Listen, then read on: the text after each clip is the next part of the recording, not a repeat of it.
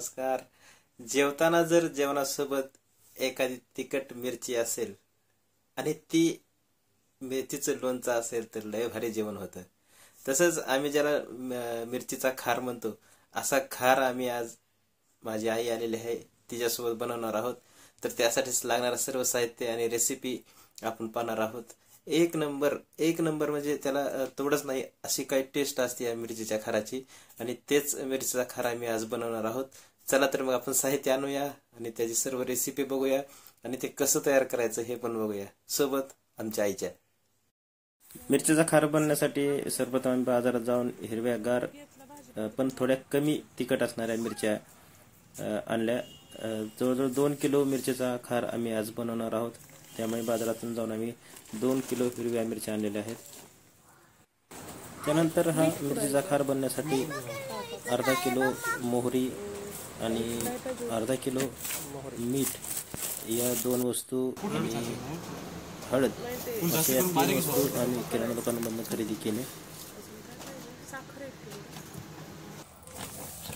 ही आहे आमची आई जी आज या सर्व रेसिपीची शेफ आहे आणि तिनं अंड्या सर्व सामान चेक करून बघितलं आहे. मिरच्याची साईज, तिला कसं कट करायचं, कोणत्या बरणीमध्ये भरायचं, ह्या सर्व सूचना तिने दिल्या आणि त्याप्रमाणे आम्ही सर्व तयारी केली आहे.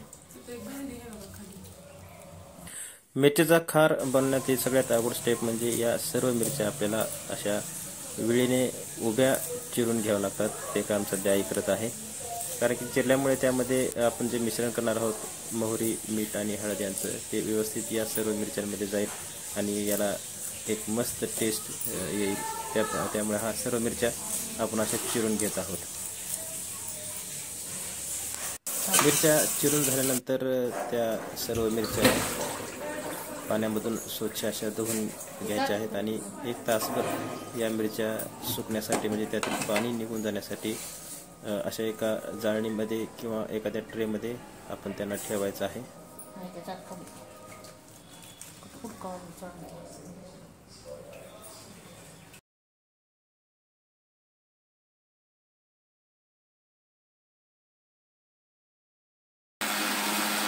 पूर्वी आई ज्यावेळेस मिरच्याचा खार बनवायची त्यावेळेस त्याला हे मोहरी जात्यावर दळायला लागायची, पण आता मिक्सर असल्यामुळं आईचं काम एकदम सोपं झालेलं आहे आणि काही मिनिटातच आईनं पूर्ण अर्धा किलो मोहरी या मिक्सरमधून काढून घेतली आणि व्यवस्थित अशी तिला पाहिजे तशी बारीक दळून घेतलेली आहे.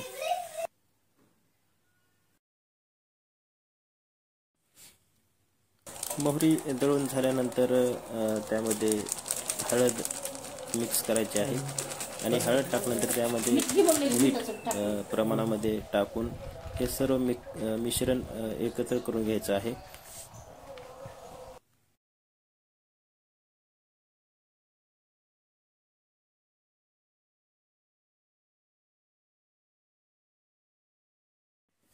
हे सर्व मिश्रण तयार होईपर्यंत त्या साईडला आपण भिजवलेल्या मिरच्या सुकलेल्या आहेत आणि त्या सुकलेल्या सर्व मिरच्या आपण मिश्रण करण्यासाठी आपण एका टोपल्यामध्ये काढत आहोत.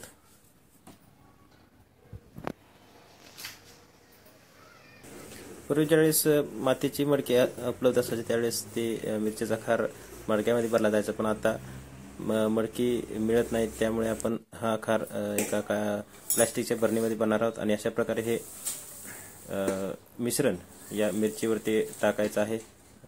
मोहरी, हळद आणि मीठ, कुठलाही मसाला नाही, कुठलीही टेस्ट पावडर नाही, काय नाही, फक्त या 3 वस्तू आणि चौथी मिरची या सर्वांची मिळून एक चटकदार, लज्जतदार, 1 नंबर मिरचीचा खार या ठिकाणी तयार होत आहे. दोन्हीकडे ह्या मिरचीचं खारवण आई टाकत आहे आणि त्या भरणीमध्ये मिरच्या भरून ठेवायच्या आहेत आणि अवघ्या 2 ते 3 दिवसामध्ये हा खार मुरणार आहे आणि आपल्याला खायला तयार होणार आहे. हा लयच भारी टेस्ट असते मिरचीच्या खाराची. मला 2 दिवसाची पण आता वाट पाहू वाटत नाही. आताच हा मला खार खाऊ वाटतंय, पण मला नाईलाज असतो 2 दिवस तरी वाट पाहावं लागणार आहे. एक नंबर म्हणजे 1 नंबरच टेस्ट आहे. किती दिवस लागतात त्याला मोरायला?